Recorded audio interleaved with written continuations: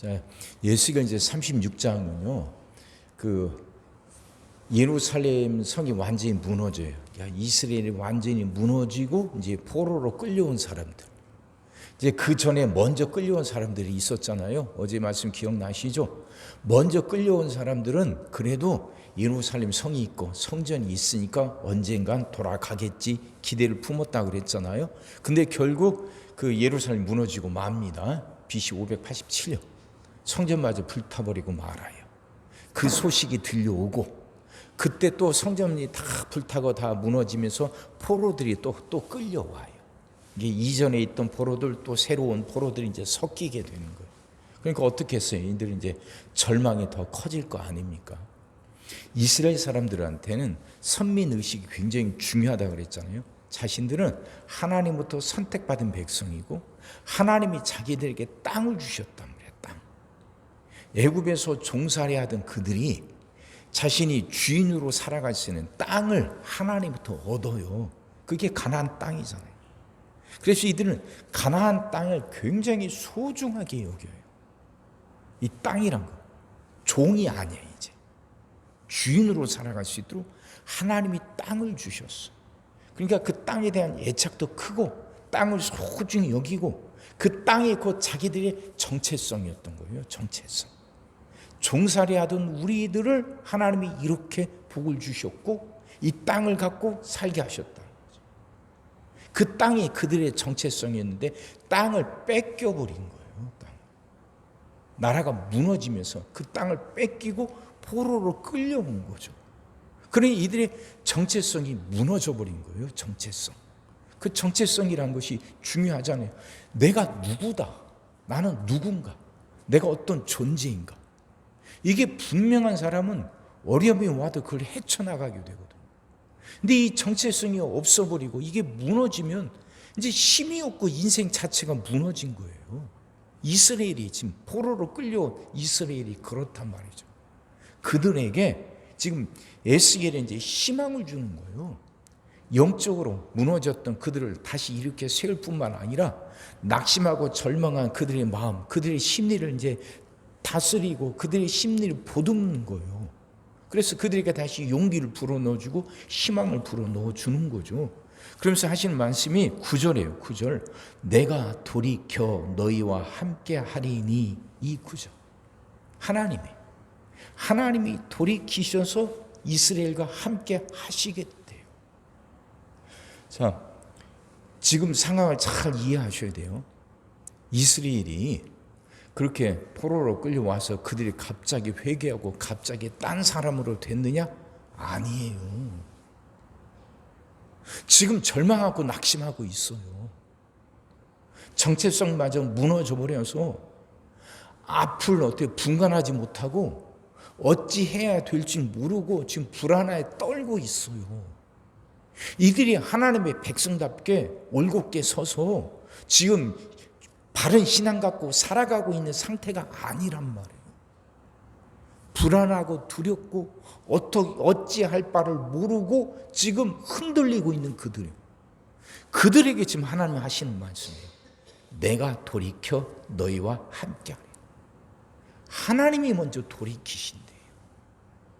이스라엘이 돌이켜서 뭔가 달라지고 그래서 그들 안에 뭔가 가능성이 보이고 이젠 신앙생활 잘 하겠다 싶을 만한 뭔가가 보여서가 아니라 하나님이 먼저 아직 아무런 가능성도 보이지 않고 우왕좌왕하고 어찌할 바를 모르면서 불안하고 두려워 떨고 있지만 하나님이 그런 이스라엘을 긍휼히 여기셔서 하나님이 먼저 돌이키신대요. 하나님이 먼저.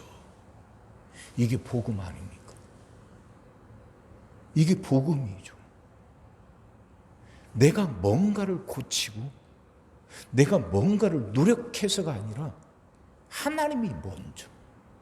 나는 여전히 똑같은데 나는 아직 하나도 달라진 것이 없고 여전히 어리석고 여전히 연약하고 여전히 부족한데도 이런 나를 위해서 하나님이 먼저 돌이키신대. 이게 복음이고 이게 희망이죠. 그러니까 내가 돌이켜서 너희와 함께하고 너희를 이렇게 세울 것이니까 더 이상 불안해하거나 두려워하지 말라는 거죠. 흔들리지 말라는 거죠. 내 손 붙들고 내가 너희를 붙들어 줄 테니까 일어서서 하나님의 백성답게 바르게 살아라. 그래요.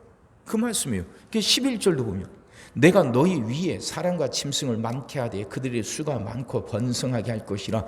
너희 전 지위대로 사람이 거주하게 하여 너희를 처음보다 낮게 대우하리니 내가 여호와인 줄을 너희가 알리라. 처음보다 더 낮게, 그 가나안 땅에서 살 때보다 더 낮게, 더 좋게 만들어 줄 거다. 내가 여호와인 줄을 너희가 알리라. 이건 하나님의 보증서라고 그랬잖아요. 여호와의 말씀이다. 내가 여호와다. 이 말씀은 앞에서 하신 말씀을 하나님이 확실하게 보증하는 거예요. 그러니까 이 말은 그대로 이루어진다, 그 뜻이죠. 사랑하는 성도 여러분, 하나님은 이렇게 역사하셔요. 이렇게. 그러니까 이삭과 리브가가 결혼해서 아이를 낳았는데 리브가 뱃속에 아이가 둘이 있어요. 에서가 있고 야곱이 있어. 에서가 장자고 야곱은 둘째예요.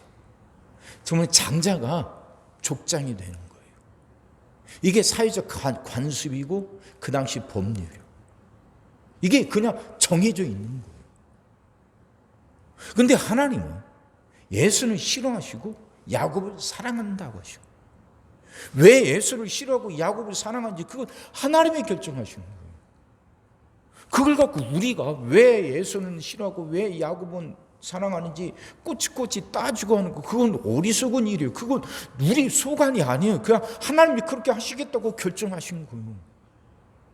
포로로 끌려간 사람들이 하나도 달라진 것이 없는데 하나님이 먼저 돌이키셔서 함께해 주시겠다고 말씀하신 거예요. 하나님이 그렇게 하시겠다고 작정하신 거예요. 하나님 왜 그렇게 하십니까? 이유가 뭡니까? 따지는 건 어리석은 거고 무익한 거죠. 온 땅을 만드시고 다스리신 하나님이 그렇게 하시겠다고 작정하신 거예요.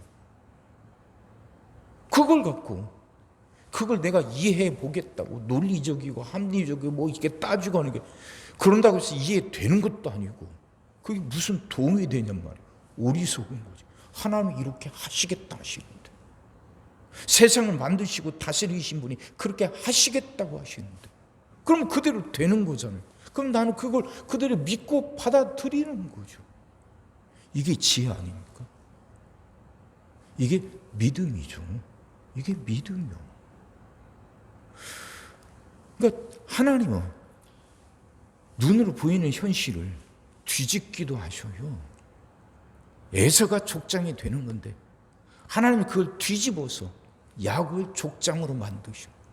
야곱에게 족장이 될 만한 어떤 가능성이 있어서도 아니고, 어머니 뱃속에 있는데 그 야곱이나 에서가 하나님 마음에 들고 하나님 눈에 들 만큼 뭔가 행동을 했겠냔 말이에요. 한 것이 아무것도 없는데 하나님이 그렇게 마음 먹으셨단 말이에요. 그럼 누가 에서고 누가 야곱인지, 그건 내가 하나님이 믿어지면 난 야곱인 거죠. 안 그렇습니까? 난 그냥 하나님이 믿어지고 예수님이 나를 위해서 죽으셨다는 것이 믿어져. 하나님이 나를 부르셨다는 것이 믿어져. 그럼 난 야곱이지. 에서가 아니고 야곱이지. 그러면 두려워할 것이 없잖아요. 불안해할 거 없잖아요. 꿈을 꿀 수 있잖아요. 하나님이 야곱이 세우셨던 것처럼 하나님이 돌이키셔서 나와 함께 하실 것이다. 내가 나를 봐도 하나님이 나와 함께 하실 만큼 어떤 좋은 점이 하나도 없고 여전히 어리석은데도, 여전히 연약하고 여전히 죄 가운데 있는데도 하나님이 나와 함께 하신다. 그럼 나는 그게 고마운 거죠. 그게 은혜잖아요. 그럼 나는 그거 아멘 하면 되는 거죠. 아멘 하고 믿으면 되는 거죠. 그러면 그걸 믿고 그 하나님 손 붙들고 다시 시작하면 되는 거잖아요. 그렇게 나와 함께 하신다는 하나님이 고맙고 감사하니까 나는 그 하나님을 사랑하면 되는 거잖아요. 내가 먼저 사랑을 받았는데 그럼 그 하나님을 사랑하고 그 하나님 손 붙들고 따라가면 되는 거잖아요. 이게 신앙생활이잖아요. 이게 믿음이잖아요. 사랑하는 성도 여러분, 그렇게 살아갑시다. 그렇게 하나님이 먼저 돌이키셨어요. 나를 야곱처럼 여기셔서 족장을 세우시듯, 족장으로 세우시듯 나와 함께 하시고 나를 일으켜 세워주신다. 얼마나 고맙고 감사해요. 그럼 나는 그걸 믿고, 그럼 이 말씀 붙들고 그 하나님께 감사하면서 그 은혜 주신 하나님을 사랑하면서 살아가는 거예요. 이게 신앙생활이에요. 이게. 그러니 그 길에 더 큰 은혜가 놓여 있고 하나님이 주시는 복이 놓여 있는데, 그럼 나는 그걸 받아서 누리며 또 주변에게 나눠주면서 살아가는 거지. 내 안에만 가둬두면 썩으니까 내가 받은 걸 주변에 나눠주면서 나뿐만 아니라 내 주변이 같이 살면서 살아가는 거지. 얼마나 좋아요. 이게 신앙의 길인데. 믿음에서 시작하는 거예요. 이 말씀을 믿는 거예요. 내가 돌이켜 너와 함께 하리라. 그 하나님이 그렇게 우리와 나와 함께 하시고 나를 복된 길로 인도하신다. 그 믿음 갖고 살아가자는 말이죠. 이 말씀 믿고 그 믿음 안에서 복되게 살아가는 여러분 다 되시기를 주의 이름으로 축원합니다. 기도하겠습니다. 사랑의 주님, 말씀이 이해가 되게 하시고 깨달아지게 하시고 은혜가 되게 하여 주옵소서. 여전히 어리석고 불안에 떠는 그 포로들, 하나님이 그들에게 먼저 돌이키셨다는 것. 그 포로들이 달라져서 하나님이 그들과 함께 하시는 게 아니라 그 포로들은 여전히 어리석고 여전히 불안에 떨고 여전히 죄 가운데 있지만 하나님이 먼저 돌이키셔서 그들과 함께 하셔서 그들을 회복시켜 주신다. 이 말씀을 하나님 우리 분명히 믿게 하여 주옵소서. 하나님이 그렇게 우리를 향해서도 하나님이 먼저 돌이키셔서 우리와 함께 하신다. 그걸 믿고 살아가게 하여 주옵소서. 이 말씀이 믿어지게 하시사 이 말씀이 우리 안에 살아 역사하게 하여 주시옵소서. 오늘도 우리 모든 성도들 위해 기도합니다. 한 사람 한 가정 빠짐없이 일일이 찾아가셔서 오늘도 함께 하시고 은혜 내려 주옵소서. 가정들이 다 평안하게 하시고 식구들이 건강하게 하시며 생업이 형통하게 하시고 문제들이 해결받게 하여 주옵소서. 우리 자녀들을 축복하시고 앞길을 열어 주옵소서. 우리 자녀들이 하나님을 사랑하게 하시고 말씀을 지키게 하시며 하나님께 영광 돌리는 일꾼들로 살아가게 하여 주옵소서. 하나님이 우리에게 새날을 주실 줄 믿습니다. 성도들은 질병을 이겨내고 물질의 어려움을 극복하고 수많은 문제들을 해결하며 살아가는 새날을 살게 하시고 교회 안에서는 예배가 살아나 빈자리가 가득 채워지며 언제나 생명의 역사가 일어나는 그 새날을 우리 교회도 살아가게 하여 주시옵소서. 오늘도 모든 성도들 눈동자처럼 지키시고 복된 길로 인도하여 주옵소서. 믿사옵고 예수님의 이름으로 기도하옵나이다. 아멘.